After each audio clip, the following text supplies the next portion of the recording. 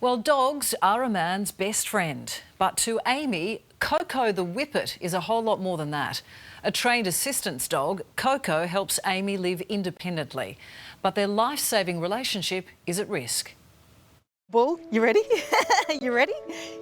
Go! For almost 7 years, disability pensioner Amy Griglasina and her trusty sidekick Coco have been inseparable. Good job. Come on. Bring it back. Bring it back. Come on. Good girl.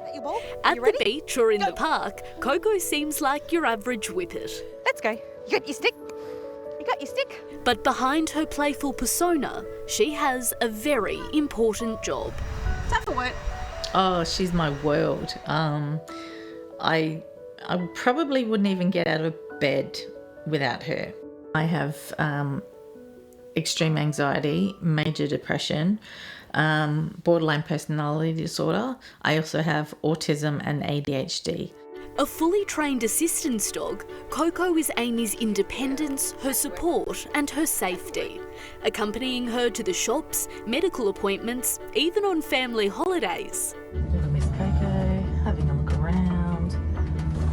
The assistance dogs make the difference for people with disability to be able to access the community, to be able to access public life and to be able to live a good life. Queensland Advocacy for Inclusion CEO Matilda Alexander. They might alert a person with a disability to factors such as their heart rate increasing, be trained to perform specific tasks or provide general comfort. Visit. Yeah, good girl. Good girl, yes. If I get really distressed, I will need to sit down and then I'll say visit, and then she sort of jumps up and is sort of in my face like, hey mum, I'm here. Like, hey, what's wrong? How can I help? Assistance dogs like Coco are required to pass a public access test every 3 years to remain certified in Queensland, where Amy lives. All the paperwork gets sent off to Queensland Government and they look through it all and go, yep, she's passed all these things, tick, tick, tick, tick, tick. It assesses everything from their behaviour in public places to how they assist their owner. What would that be like for you if you got into one of those situations and she wasn't there? It's very messy. I feel really embarrassed because I'm sitting there in tears, like in the middle of nowhere, and no one understands what's happening to me. But that's the very real prospect Amy's now facing after the company that initially trained Coco, Australian Companion and Assistance Dogs, shut down without warning. We've just been completely abandoned by our previous trainers, completely. While Coco's already passed 2 public access tests, her renewal is coming up in November.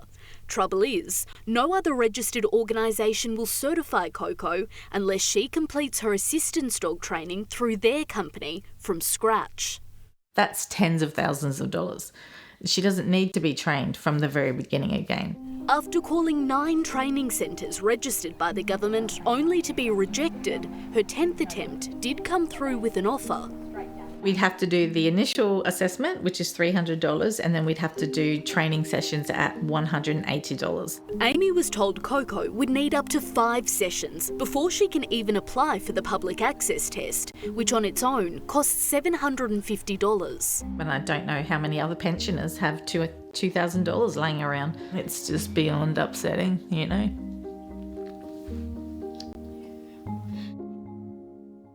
Under Queensland law, the Guide Hearing and Assistance Dog Act states it's a requirement to have your assistance dog accredited to be taken out in public.